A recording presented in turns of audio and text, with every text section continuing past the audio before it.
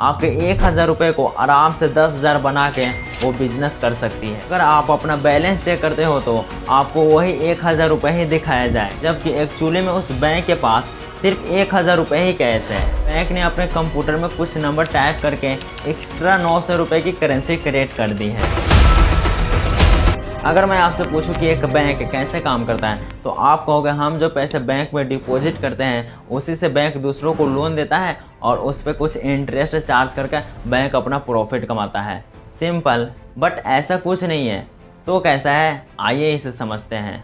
अब एक्सप्लेनेशन के हिसाब से बैंक की ऑपरेशन कुछ ऐसे होगी, जैसे कि कल सुबह आप 1000 रुपये लेकर बैंक में डिपॉजिट करने के लिए गए। आपने 2 500 का नोट बैंक में जमा करवाए। इसके बाद बैंक क्या करेगी, अपने रूल के हिसाब से 10% रिजर्व रखेगी और बाकी के 900 रुपये किसी और को लोन पे दे देगी। एंड अगर बैंक ईयरली उस लोन वाले इंसान से 12% इंटरेस्ट चार्ज करती है तो आपको ईयरली 4% इंटरेस्ट देती है, तो बचा 8%। अब 8% बचा हुआ बैंक का मुनाफा हुआ। लेकिन सिर्फ बैंक ऐसे पैसा नहीं कमाता, इसके पीछे एक बहुत बड़ी गेम छुपी है जो मैक्सिमम लोगों को पता ही नहीं है।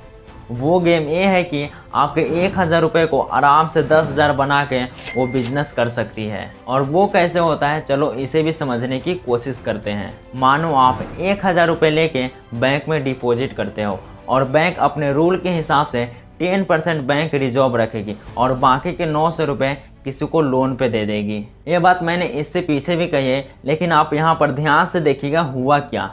अगर आप अपना बैलेंस चेक करते हो तो आपको वही 1000 रुपये ही दिखाया जाएगा और उधर जो इंसान लोन के लिए अप्लाई किया था बैंक ने उसे भी तो लोन दे दिया, लेकिन अगर वो भी अपना बैलेंस चेक कराएगा तो उसे भी 1000 रुपये ही दिखाई देगा। इसका मतलब आप दोनों के हाथ में 1000 और 900 रुपये की खरीदारी करने की पावर है, जबकि एक्चुअली में उस बैंक के पास सिर्फ 1000 रुपये ही कैश है।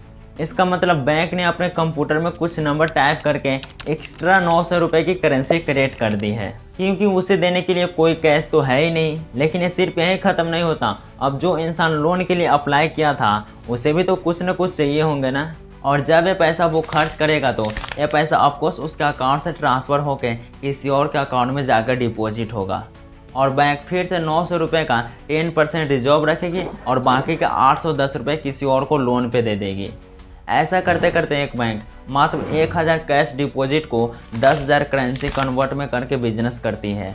आपको लगता है कि आपका पैसा बैंक में सेव है, जब चाहो जाकर निकाल सकते हो, बट ये पूरा सच नहीं है।